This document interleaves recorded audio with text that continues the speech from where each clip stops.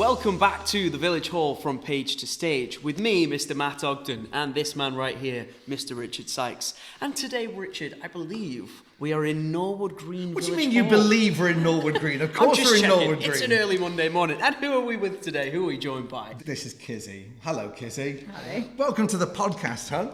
How long have you been associated with the Village Hall here in Norwood Green? About 3 years now. So tell us about your role and how you started getting involved with the Village Hall 3 years ago. So I started just as a trustee. Just wanted to get sort of some more ideas in for events and raise more money for it. The residents of Norwood Green purchased it in 2005 with a lot of fundraising and a lot of stress, I would imagine. I weren't around at that time. But they raised quite a lot of money. Everything in the village was closing. The church, the church decided to close, and this used to be like the old Sunday school room. Yeah. So Martin O'Malley, who was involved, decided that we would, raise money and purchase it and do it as a residence village hall, which it has been for the last 20 years. Well, we'll return to you in a little while, and we'll find out a bit more about what actually goes on at Norwood Green Village Hall. But for the moment, we've got an interview this week. We have. And who's our special guest this week after Kizzy? You'll be amazed. It's Ellie. She's here with us. And so Ellie Stringer is going to be on our pod. Let's go over to Ellie then. So we're joined by Ellie. She is sat right here in the middle of us. If you're not watching, you should watch because she's absolutely gorgeous. And I have to say that. Oh, is it in the contract? Oh, I'm sorry. I was going to say, how long is it going to take for him to just put his foot in it? Oh, immediately. You've got to put your foot in it 2 straight away. seconds. Yeah. And breathe. So, Ellie, tell us a little bit about your history in musical theatre and how you've got to this point of being in the Village Hall. Musical theatre, not loads of history performing, to be honest. I kind of started performing properly as an adult with Priscilla, with Woodhouse. That was kind of my debut as a grown up. But then as a child, I did it a little bit in Mosley, which was my kind of local theatre group where I used to go for years, and I went there from being a tiny little, maybe 6 or something, all the way to being about 16. So yeah. Last year. So see, bad books, good books. yeah. So that was kind of, we did do little bits of musicals. I did High School Musical and stuff, but I was too shy, and I just didn't really. I loved it, but I didn't do loads of musical theatre. But acting was something that I always have done since I don't know how long. I've done that. Have you got a favourite role? Which did you really enjoy? Oh, God. Whilst you're studying or anything else? Yeah. I think my favourite, the thing that I'm most proud of that I've ever worked on was definitely my end of year project in uni. And it's very dark, quite different to the Village Hall. Yeah. Depends that's on the scene, really, doesn't it? Yes. It's true, yeah. That's the proudest thing I think I've personally ever worked on as a performer. I think that day where we were all together and we got the result, which was just amazing, and we were all just ecstatic, and that was because we literally put actual blood, sweat and tears into it and really built it from the ground up, and we really, as a group kind of worked so hard in uni together and ended up coming out with a first, and that was really, really amazing. But it sounds like it wasn't just about the mark, it was about the actual coming off stage. Yeah. And that it's so emotional when it's yours, and you'll know that, when it's yours and you've really put everything, you are the director, you are there was a director in it, but she was predominantly directing and I was predominantly kind of performing, but we were also doing our own costumes, our own makeup, our own set, and we did everything ourselves, and it was a complete group effort. And this is how this feels as well. It's very I suppose cathartic, and you do get so emotional like that in By George. That last night was just insane, and everyone was crying on stage, and those that is just like, you know, you hear about all the grades or whether it's like the feedback from people or whatever, and that's really, really lovely. But those, and it sounds cheesy, but those moments that you have with those, it's with not people, cheesy at all. There's a bond in all casts, so we'll always know who was with us in Priscilla, Queen of the Desert. We'll always know who's with us in Boogie Nights. Some of us a bit too revealed. And they'll always be That's the how stories. her family first met me. Well, that's nice, isn't it? That's sweet. Which one is he? Ah, the one one in that's the naked. loincloth. Right. Yeah, great. Again. Yeah. always naked He's in the always shows. naked. Yeah. I'm not So- doing that in Will Rocky. Yet. But when you have something that's very close to you, that you feel you've invested not just your time and your effort into, but also your real heart, then that really, I mean, it triggers massive emotions when it's over. Yeah. And I've loved being part of the Village Hall journey, but I've eased out of rehearsals. I don't know if you've noticed. I have noticed that. I've not been You've around. done, you've as done much. what I did, haven't you? Why is that? Ah. Well, She's not been watching the podcast. No, I have. I'm not. Literally have. I No, she literally have. genuinely has. But I've not don't- caught up. But I and don't think watched the it. reason's changed. I think it's just the fact that I'm absolutely comfortable with the team that's doing it. Lauren is amazing. Yeah, she is. Lauren I love just Lauren. Lauren is the choreographer. Yes, and she has taken every single number and done exactly. Well, not what I thought. She's gone. All three of the production team have gone way beyond anything that I could have done. I was watching over the weekend. We had a rehearsal for My Bobo and Me, which, as you know, makes me cry every time I hear it. Yeah. And watching the moves that Neil has put to it, I just think it's extraordinary. Yeah, Neil's fab. Neil's vision for that is not just to have someone standing like a torch song and singing in a spotlight, which is what I'd written it as. Yeah. Neil put her on a step ladder and is being wheeled around the stage while people are doing this gorgeous dance around her. Yeah.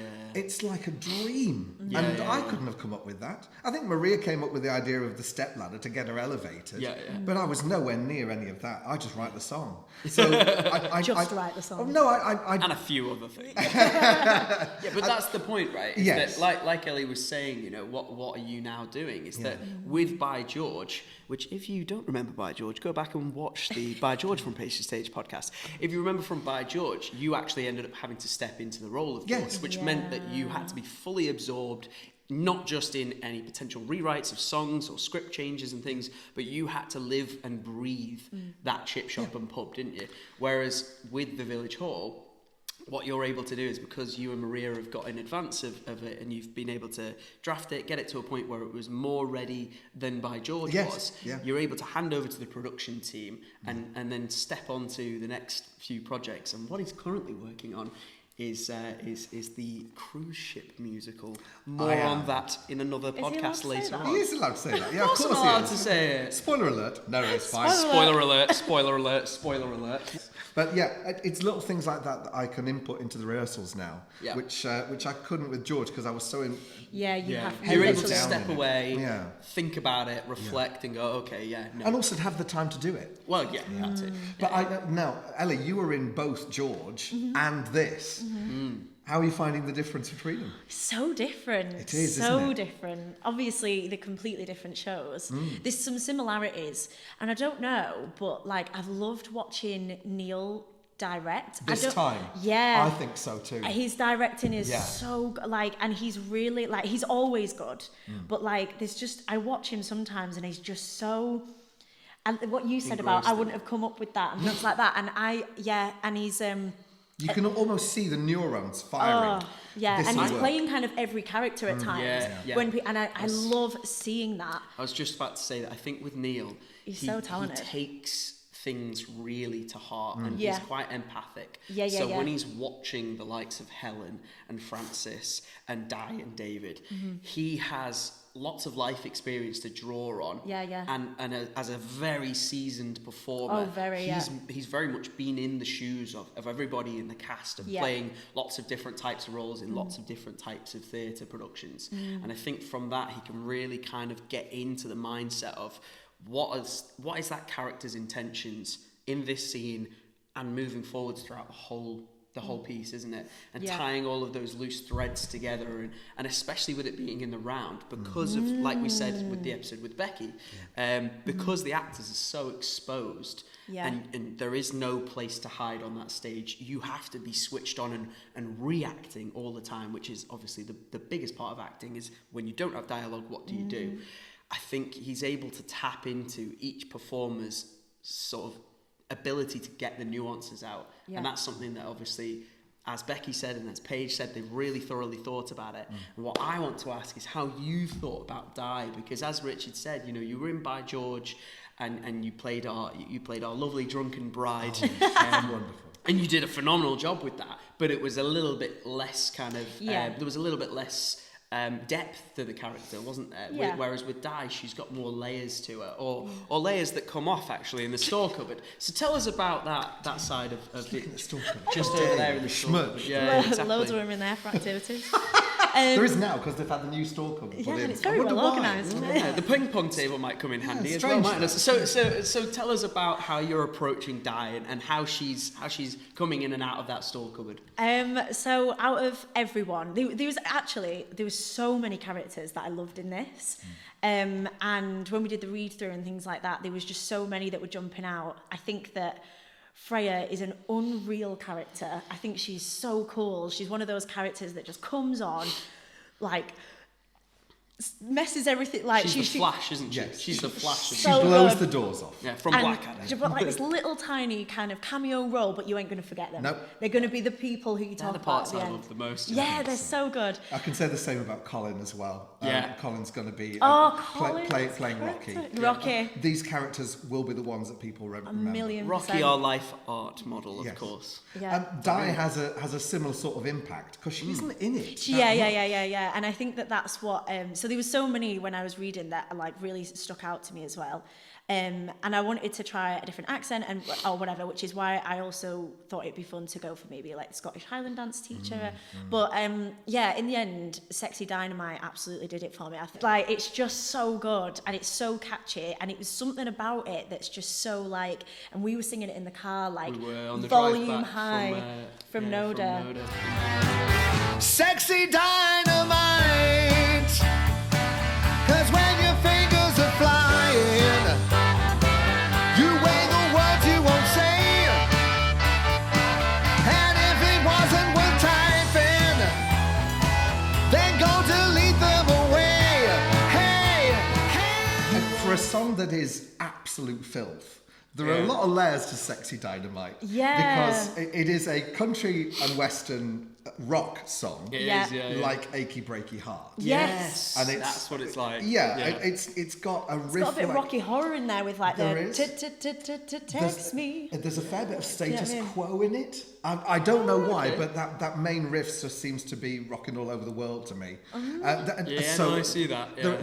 There's those elements, but that's all musical. Yeah. On a lyric level, you've got so much going on because these two are texting each other. It's also a line dance, so you have to Yes. get the line dance puns in there as well. Yeah. And it's also taking place while there's a gardening club happening. So there's those. What else? And those are the filthiest bits They for are. me. Those puns are Yeah, those Yeah. green fingers. Yeah. amazing. Sexy Dynamite. Should you stake it in your bed if it's tall? Would it be better up against the wall? Come to the pot and shed and stretch your stuff. Then we can freak out and harden up. My basket's hanging with your sweetheart lips. If I could only find your clematis, then keep it wet and maybe fuck it slow. Sit back and watch it grow. It's where we both go together. They're so funny. I never realised how funny Prick Out and Harden Off was going. But it really is. Sit back and watch it grow. Yeah. So good. So good. But if you also the way you and Ned are playing it and the way Neil's directed it is genius. Neil has directed it so they never actually look at each other and always have their heads down on their devices and go back to back and intertwine throughout the whole thing. And there's the sound effect of the texting as well, That's isn't it. there? So that it just Yeah, adds to so that good, that. layer of authenticity. Yeah. And it really signals to the audience what's actually happening in that moment. You know, Yeah. It's not just an actor on stage pissing about on their phone. Absolutely it's actually not. an important part of the plot. There's a reason why it's happening, and I love it for that. We rehearsed it, I think it's 2 weeks ago. We At set time of filming. yes, Text Me Sexy Dynamite was being done. Were there any interactions between you and Ned at that time? So It's one of the first things you two did together. Yeah, isn't it? we'd practiced. So they were kind of going through, I think, another dance at the time, and we'd gone down and sang it together for the first time whilst they were working on something else, and that was really, really good. And yeah, he's fab, and I'm so glad it's Ned, and that I'm working across from. He's so fab. He's really getting into the acting, and he's obviously singing is amazing. And I think that what I want to look at now going forward is more of that physical comedy with us, and taking those moments of like. And Neil was like very like Carry On kind of style where it's all I was very just over about the to ask top. what kind of inspiration you've got other than Carry On, which obviously as a series was renowned for physical comedy. Are there any other elements that you or maybe Ned are kind of leaning on? I think again, sort of going back to uni, there was leaning into the physical comedy, but I think clowning is a good, because that's what's going to make people laugh, and it's those things that we all recognise, and it's that kind of you've got to it's because that's what's funny. Because it's not on screen, you've got to slightly overplay it, haven't you? And because it's farce, it works. If it was super serious, it would be too much. With it being a farce, you've got to be so over the top. It's literally like caricature, cartoon, like, you know. And if you think about like those kind of cartoons where you've got that Jessica Rabbit, and it's very like over the top, kind of like sexy, whatever. But I think that she's not sexy at all. I think the way I see her is she's not sexy at all, but he really thinks she is. And like I think that they're kind of like very into each other and stuff, and it's almost kind of like, you know, like in Friends where they watch their sex tape back for the first time, and they think in themselves, they think that they're really, really great, and oh yeah, that was so good and all of that, but then they actually watch it and they're like, oh my god, my eyes. Kind of that's kind of what I'm thinking. Cool. But obviously you don't see anything, but that's what you do see is kind of an inkling. It shows that with each other, like you said, it's not just lust. It's not, and this is an important thing. It's not an affair, right? It is very much an authentic, very romantic relationship, and the kind of desire and passion they have for each other is probably, as you said, it's linked because of the village hall, really, isn't it? Their relationship has grown naturally. That's the thing. Like the plants in the garden. Indeed, yeah. It feels like an affair on the stage because what they're actually doing is hiding from the committee. It's hiding from their family, which is essentially what an affair is. Yeah. So it's not an affair in the traditional sense. Not cheating on partners. No. What they're cheating on is the village hall. That's it. Weird. Which to them is like the worst thing. Yes. Treading on sacred ground. Oh god, yeah. But that goes to show, I think, that like ultimately, and that's the thing, is that I don't think anyway we've come across a village hall where there's been a secret relationship on the committee. But do you not? Well, there may be, but we might have ruined some families if that's the case. But I think a village hall is a heartbeat of a community, isn't it? It's what brings people together from all different walks of life, all different ages. It's a shared space. It's a shared space and a place to have shared experiences. Places like Norwood Green allow you to have those kind of events and bring people together and really like celebrate the things that make us, you know, very human. So. God, I went a bit deep there, didn't I? You went very deep. No, but but ultimately that's the thing, isn't it? Of course it is. Can I bring it back to the shallow? Yes, you can. Okay. Typical Richard. There is a size difference between you and Ned. Yeah. Which I'm assuming will lean into your physicality. Yeah. Have you thought about the fact that in the store cupboard, maybe the fuse box is what you have to stand on to get to his? That is, Just wondered. Anything like that, and it's I think obviously I'm yeah, you guys will see it, the height difference a lot more, but we definitely need to play into that 1,000,000%. I just love it. Yeah. Because It's I think hilarious. you already are, and you don't realise it. Because whenever you look up at him with that gaze, it's so funny. It's like how I look up at Richard, to be honest. In a very different way. Slightly different way. I don't know. No. Sometimes I question. There is massive sexual tension at this table. There is. And I'll I just, can tell you right now, it's not on that side. It's a disgrace. Anyway, I love the interplay between you and Ned. I think it's astonishingly good. But also, you're because we cast it in pairs. I think we talked about this an awful lot. Is that when we cast it, we did cast the couples together as one. Were you surprised to be cast alongside Ned? I didn't really know he was auditioning, to be fair. So that was... Well, he didn't audition for Dave. He auditioned for Jeffrey, which was the vicar. Right. The majority opinion, I think, on the day was that he was wrong for that because he was a little too young. Yeah. We did want an older style vicar.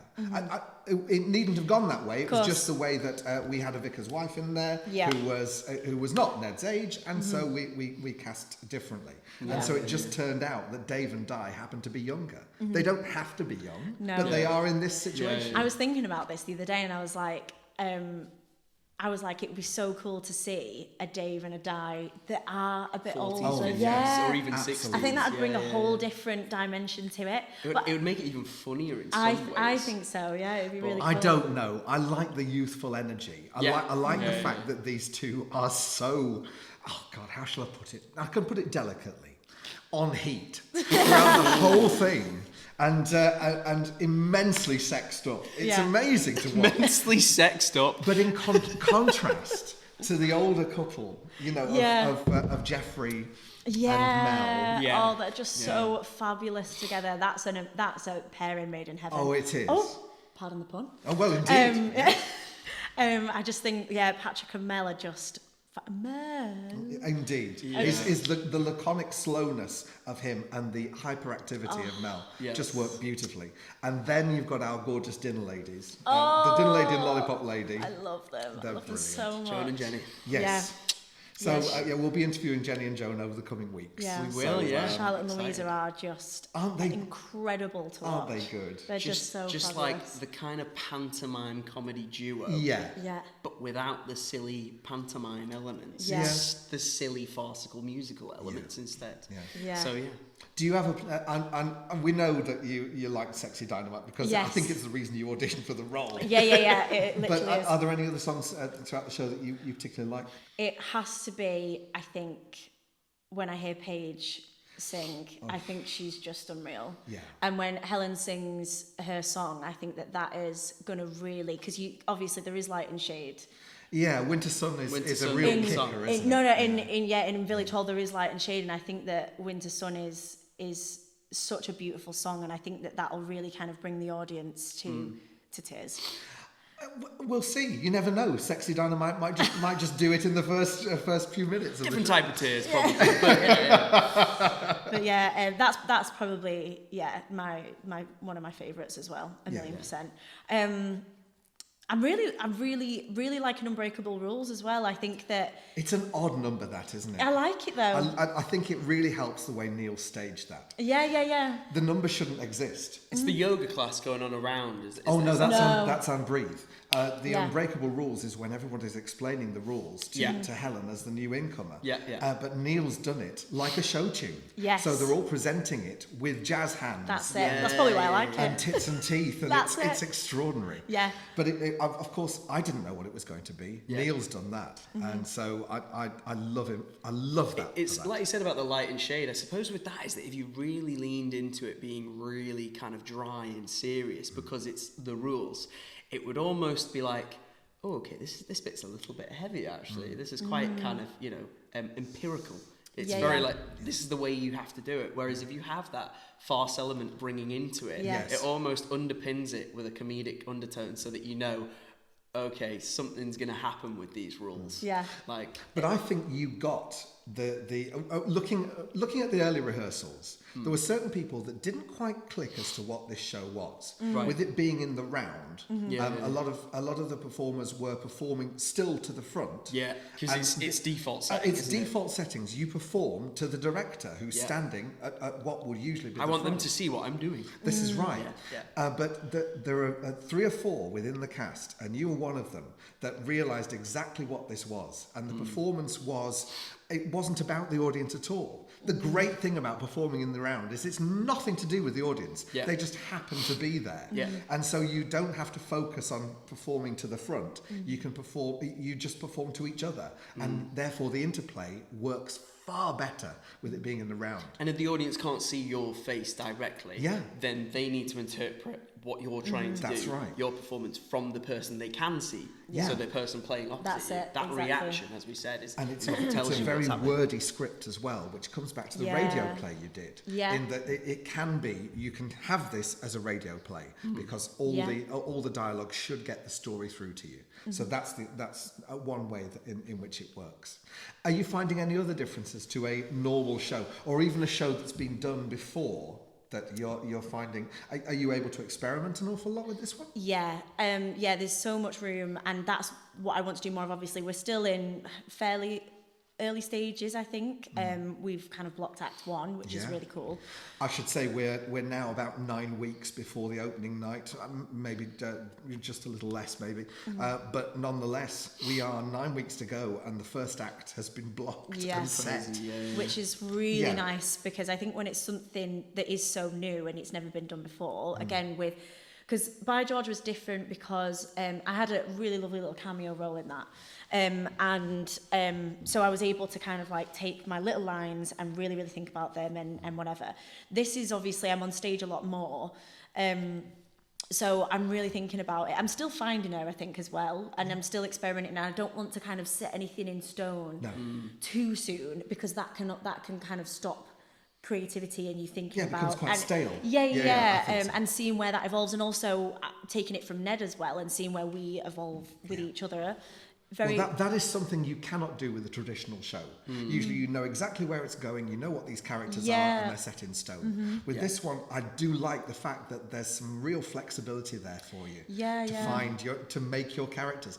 Because when you were doing By George, those characters on the page were nothing. They really were. If you read that, but when you put Relatively Ellie two-dimensional, into yeah. it, Yeah. I think even looking at that first number, you were given specific lines. Your lunch is your dinner, and your dinner is your tea. But that's I not knew you how had it's to say written. that. It's not how it's written. But every You'll get single that tattooed on me. Oh, absolutely. And it's astonishing because it wasn't written like that. Your lunch is your dinner is your tea is what I wrote. No one is ever going to sing it like that ever again because of you. Because it's so brilliantly done. It's really defined. Neil has done a nod back to that move that you did within this show as well. Yeah, that's so there are true. lots of lovely little Easter eggs that Neil's bringing back. Yeah. I really like that, and so there are parts of Die that you're going to put an emphasis on that everyone is going to copy easily because you do mark out your characters as something very distinctive. It's great to work with actors of this caliber. It's great. There you go. But no, it's true. You've got a first-class degree in drama. Yeah, there you know go. what you're doing. Are you finding working with Kira again? Yeah, I love Kira. I think she's just so good. She's no nonsense. She's really Say it how it is, isn't She she? say it how it is, but Yeah. you also feel like you can just go, can I just grab you? And she's really, really lovely as well. And yeah, she's just absolutely a guiding light, and because I think acting wise is something that everyone has their thing they're more confident with. And then I would say, acting is something that I'm personally more confident with, and then singing wise, not so much. But yeah, Sorry. I mean, forgive the laugh. but she's really like a bit of a rock for me. Yeah. And me too. she just knows her stuff, Yes, man. yeah. And she's really, really great. So I kind of like look to her and I'm like, is that right? She's like, yeah, that's right, you're doing fine. And it's just that little. and if you're not, she will work Oh, on yeah. it with you. Yeah. She won't be like, She'll be like, that "You're was rubbish." shit, come on. Yeah. Well, she will be a No, bit no, more she won't. expletive than that. Yeah. But ultimately, it's because it's to try and get the best out of you because Yeah. she knows you can get better. Yeah, it's her sense of humour as Yes. well. That's all it is. It's literally her way of I being. think she's laughing more than anyone at these Oh, rehearsals. yeah. Oh yeah. She is. Maybe apart from Nikki, Yeah. who just is collapsing Oh, at these things. She's I love Nikki. That like the last rehearsal on, I think it was Thursday, and just having Colin there was just everyone was in bits. Oh, I'm so with glad Colin. I wasn't there. For Just- that. I You don't want to want spoil to it. see that live No, on stage. you have to. Nikki Yeah. was just. Oh, I don't know if I want to see I get that the feeling live it on might be stage. the same with Jess when Yeah. Jess takes on Freya. Oh, yeah. That's a the million bourbon percent. biscuit, right? Yeah. A million percent. I can't see any spoilers of that before show Nope. week. No. I need to Absolutely not. watch that Yes. for the first time. Watch it live. Definitely. And see it happen. Oh Yeah. my word. Are we really going there? Yes, we are. Jeez. Yes, yeah. No, there's an awful lot to come. I mean, Once we you have... go bourbon, you never go custard cream. Bourbons are well better than custard cream. I think. course. Is that your preference? Look, I'm a malted milk man myself, so I think I prefer Chocolate custard digestive's up cream. there. for some reason, I love a jammy dodger, but I'm not going into it. No, I okay. refuse to delve into the politics of biscuits at this Okay, point. okay. We will go into it when we get Jess on the podcast Yes. and we do bourbons. Yeah. Well, it's been fantastic having you on the podcast. It's been a pleasure. Thank you so much. Thank you very much for joining. Let's go back to Kizzy.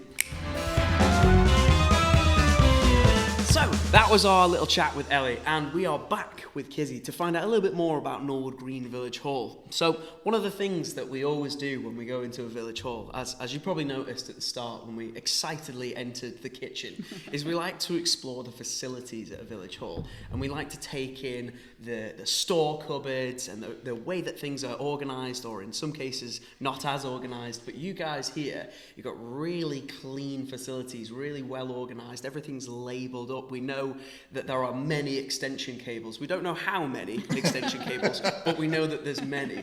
So tell us a little bit about the committee and the way that things are running here at Norwood Green. Yeah, so we've got about 6 trustees that every week we've got a rota that we come in and check after events and everyone that's hired it, just to make sure that it's perfect for everybody that is hiring it after.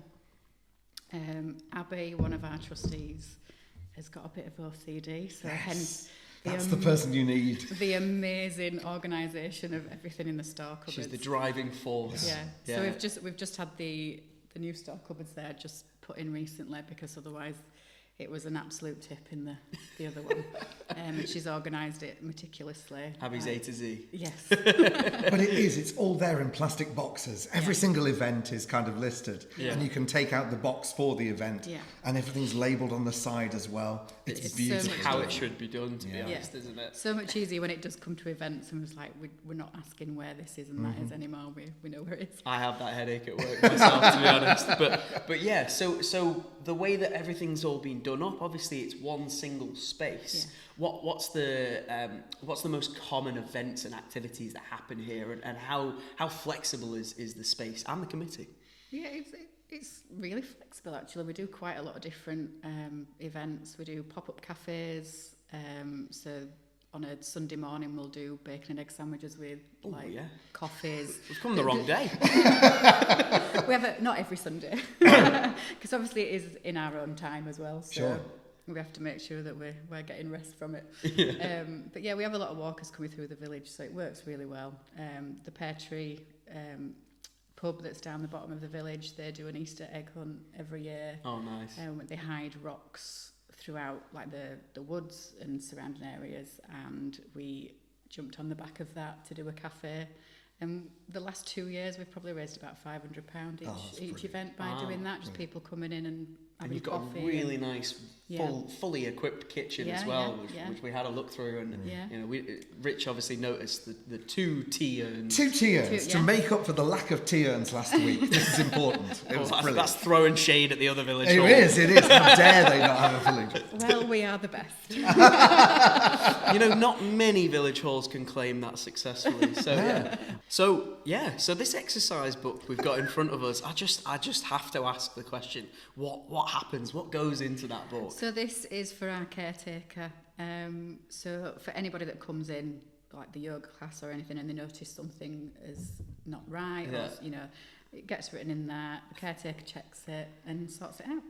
Wow. It's genuine, it's proper, That's... it's manual as well. Oh, absolutely. It's not on a computer spreadsheet somewhere. Yeah, no, you can't just like highlight it, copy and paste. No. You can't delete it. Once it's there, it's written by the looks of things in Sharpie as well. Yes. So it's permanent. It's not quite risen to the level of lamination that we have on certain rules on that board. No, of course, yeah. No. So are there any of the rules that you wanted to go through, Rich? Oh no, but I love the fact that we've got a portable sort of rack for clothing. That it's just next to us here. And on it, I can read you the sign. Please stop putting this in the disabled toilet. Wheelchair access is needed. And then someone scribbled a little amendment saying, and the kitchen too. It's wonderful. And there are lots of exclamation marks. So, thanks, Norwood Green Committee. Yeah. I absolutely love it. I think it's tremendous. And this is the sort of thing that happens within our show. There are lots of rules, there's lots of different stages, there's a hierarchy with the committee as well, and so it's great to see that it maps onto every single village hall we've been onto, with things like the extension cables, the fact that... Eccentricities. Yeah, the eccentricities. And details as well, yeah. and as Matt knows, I just dote on this kind of stuff. I think it's immeasurably wonderful. Love it. So thank you very much for joining us. It's been a pleasure to be in the sunshine in this wonderful, lovely, clean village hall, hasn't gorgeous. It? Really nice. So if you would like to come and see our interpretation of a village hall, then where can we go, Richard? How do we get there? Strangely, there'll be a QR code that's coming up just over Kizzy here, and you can scan.